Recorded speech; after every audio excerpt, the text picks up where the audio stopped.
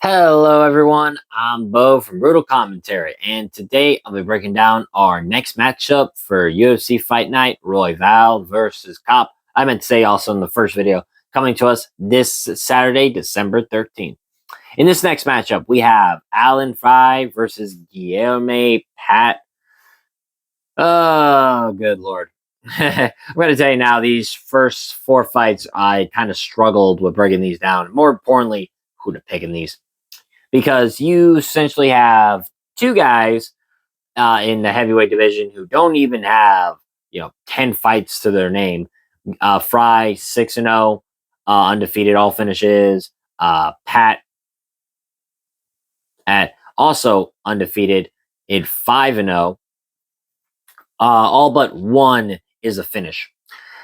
This is basically a Dana White Contender Series type fight, but we need to fill out this heavyweight division with some new blood. So help us God. So we're getting this one where you have both guys bring different weapons to the cage, and this fight really just I think comes down to pace, discipline, and who controls the engagement.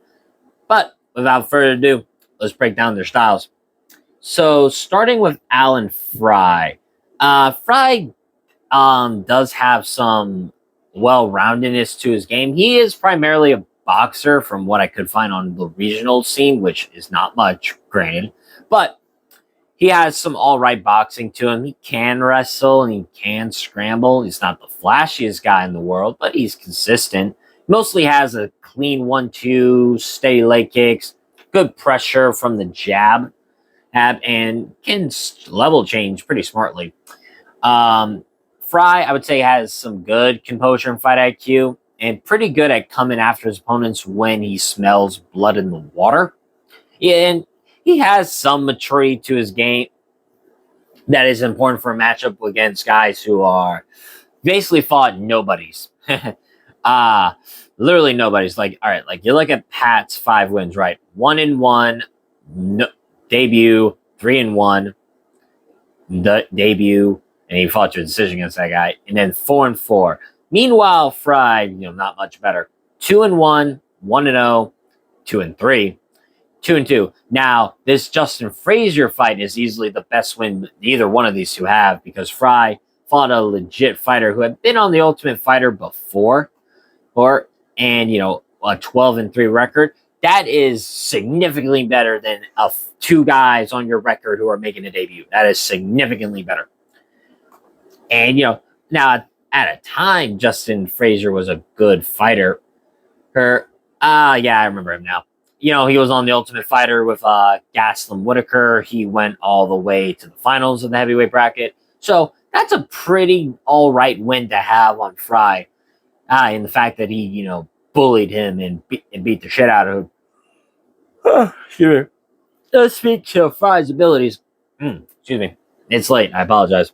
Frye has some good wrestling. He isn't big about slams. It's more so his timing, and he's good at shooting underneath punches. He works to the hip, and he can chain wrestle.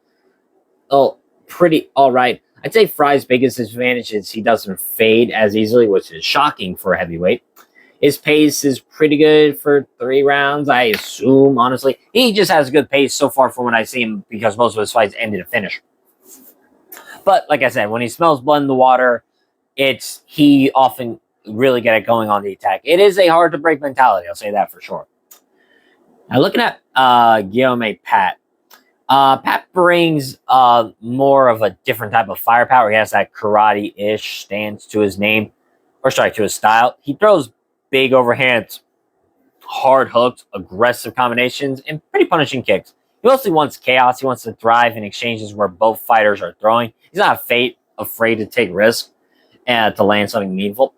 I will say Pat is most dangerous in the first round, where he comes out hot, looking to overwhelm opponents with pressure and powerful hands. And if he lands early, the fight can get interesting pretty quickly. And now, unfortunately, not a very good defensive grappling. I mean, Pat is pretty athletic and explosive enough to scramble back to his feet early. I mean, you look at these two, they don't weigh much in heavyweight rise. Right? Pat literally, his last fight anyway, weighed about 236. Meanwhile, Frye, 247. So these guys aren't, going to be blobs by any stretch. at least athletic heavyweights. Or athletic heavyweights. Granted, I look at Pat and I think maybe he could make light heavyweight if he tried. So, Pat is pretty athletic and, like I said, can scramble back to his feet. But as the fight wears on, that explosiveness becomes harder to rely on, and his defense's tendencies start to show in openings. I'd say the biggest knock on Pat is he is inconsistent. He can slow down if he missed big early, and sometimes he gets frustrated when opponents don't give him the firefight he wants. Against someone like Frye, that could be feast or famine.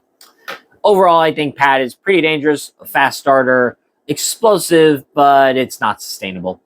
And can get wild and leave himself to openings. So that's kind of interesting to see. So essentially, you have pace versus explosiveness and discipline versus chaos. For Frye, I feel like if he keeps a steady boxing approach, like he avoids the early bombs and gets the better of the exchanges as the fight goes on minute by minute, especially if he uses his jab and overall good body shots, I think he can wear out Pat. That being said, if Pat can drag Frye into wild exchanges and land something big, he could knock Frye out. Frye's got good durability, but he's not immune to any of the clean power shots. I don't think it's simple. Make it for Pat. Make it chaotic. Land early. Overwhelm him before Frye could even attempt to take down Garo. Granted, I think this is mostly going to play out on the feet than Frye wrestling. Overall, when these two meet, oh boy, sorry about that. Sorry. I think Frye is going to stay behind his jab. I think Pat's going to throw wild strikes.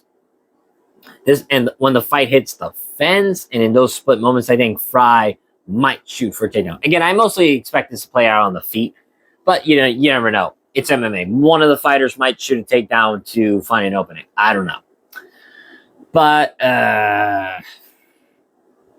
this fight does have danger written all over it, especially early. But across 3 rounds, I think Alan Frye is going to be my pick. I think he is simply the more reliable fighter. Now, you look at the odds as well. Frye, another underdog I'm picking, plus 150 to the minus 190. Pat, I guess these odds make sense. I mean, again, these two have literally fought nobodies except for Frye. Again, we're just filling out this heavyweight division because, man, we need some new names. That being said, on Tapology, you look at it, 80% of the community and of almost 953 are picking Frye to win. I think they just rely on his power. I think he's the more reliable guy. I think he's more measured, more technical, and more capable of winning rounds consistently and not just rely on the big knockout. Though I'm pretty sure that will happen as well.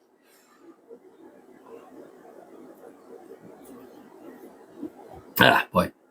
So I think if Frye survives Pat's early pressure, then I think the tape suggests he can. I think Frye should be able to take over, use clean counters, steady pressure, and overall win via knockout. So I am picking Alan Frye to win. I'm going to pick him via knockout in this one. It's low-level heavyweight, so oftentimes a knockout I think is to be expected, or a boring decision. But again, I'm a man who loves violence, so I'm going to pick him via knockout in this one. But with that being said, that's been my breakdown for this fight. If you like the video, like, subscribe, and leave a comment down below on who you think is going to win. But until then, I've been Bo from Brutal Commentary. Stay calm, stay respectful, and enjoy the violence. I'll see you all next time.